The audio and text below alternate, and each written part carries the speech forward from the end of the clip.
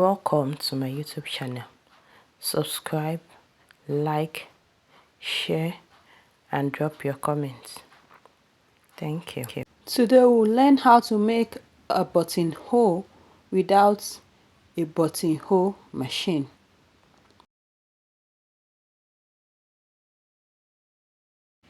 The first thing to do is to cut out your fabric like this, and you will add ½ inch allowance in front. That is the place that you're supposed to put the blanket. You just add ½ inch allowance, and you cut a stripe of fabric like this. This is 2 inches. I folded it into half, then I folded it in again as if I am making a bias. You cut out 2 of that, and also you have to make sure that your stripe is longer, is a bit longer than the material. You see, it's longer so that you have excess to work with. Okay, now I will mark 1½ inch, 1½ inches, and that will be where I'm starting from. I'll place my button on that mark, and I'll mark the size of my button. So I'm marking the size of my button. Then I will now measure the distance I want each button to be from the other. I'm using 3 inches here. I'll measure the size of my button again at that point. I'll measure the distance again from one button to the other. I'm still using my 3 inches. I'll place the button and measure the size of the button like that. Okay, the next thing is I'll place the 2 stripes on each other. I'll place the 2 stripes on each other, take it to my sewing machine and sew. And while sewing, I will skip the area that I put my button size. I will skip the area that I marked out as my button area. I will make sure I back tack it to make it strong also. So just watch me as I sew. Because I wasn't sure what I would do to the upper part of the shirt, maybe I will be putting a collar or not, I will not sew from the beginning. I will leave like ½ inch in case I want to fold it. But if you're not folding, if you're putting a collar, you can just sew from the beginning. So I skipped that part that is that's for button, the button size that I marked. I skipped it and I started sewing again.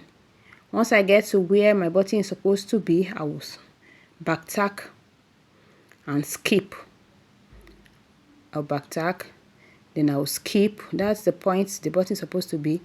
I'll sew again, and I'll make sure I back tack again, and I'll sew. That's how I will do until I get to the end of the stripe.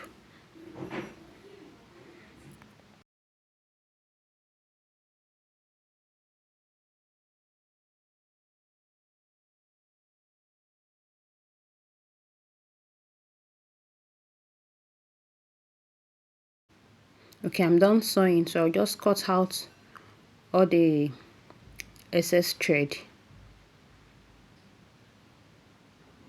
And after cutting it out, I'll take it to my ironing table and iron it.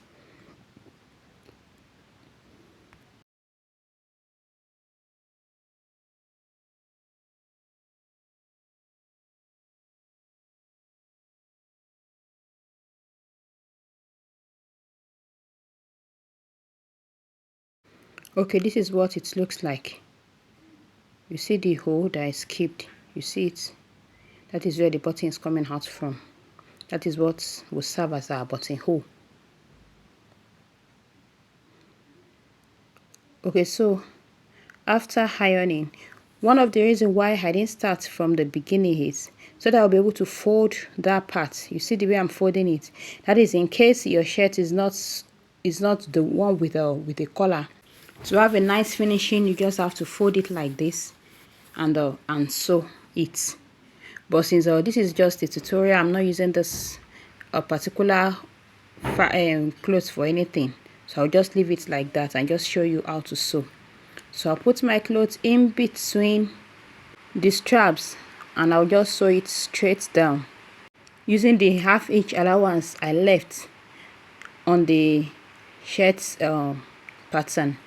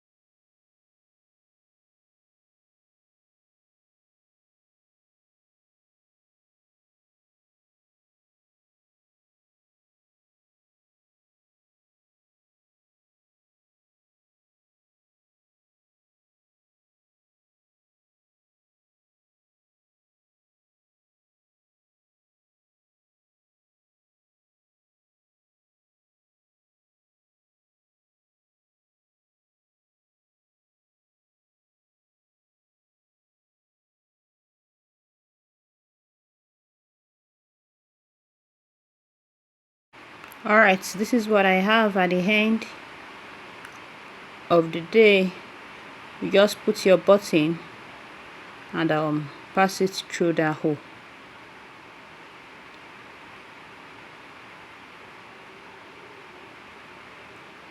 That is how to make a buttonhole without a buttonhole sewing machine on your shirt. Thank you for watching this video. If you haven't subscribed, please do like and drop your comments. See you in my next video. Bye.